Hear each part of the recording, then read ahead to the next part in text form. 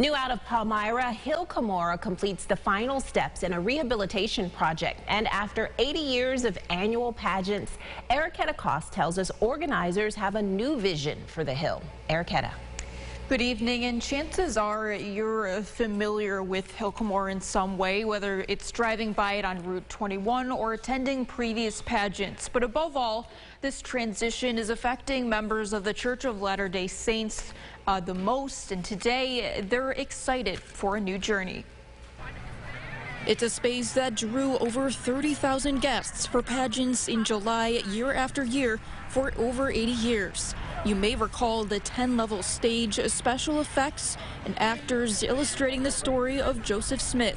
But now the Hill is moving towards a full rehabilitation, says Benjamin Pickles, manager in the Historic Division for the Church of Latter-day Saints. So that it can be a sacred place for members of our church where they can go and contemplate and think about the sacred events that happened there in the history of our church. The announcement to discontinue pageants came in 2018. Reasons having to do with more family time to pray, and desire to reach members of the church globally.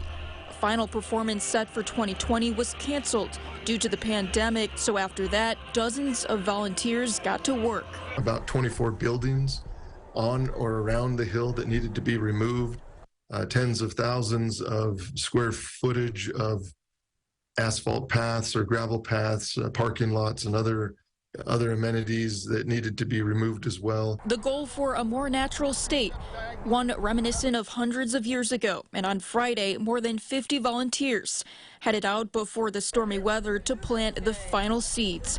Right now, you can visit the trails for a self-guided experience. And in 25 to 35 years, you'll see a full-blown forest. This is a really sacred place for members of our church, but we also want everyone, all members of the community and anyone who has an interest, to come visit. Michael says the church has grown tremendously over time with over 16 million members around the world. He says they have more members outside the United States than in. One of the reasons these local productions are being reconsidered and reimagined over time. In the studio, Ericketta Cost, News 8. Ericketta, thank you. Also, for the first time, organizers say the monument at the top of the hill is now accessible for those using wheelchairs or pushing children in strollers.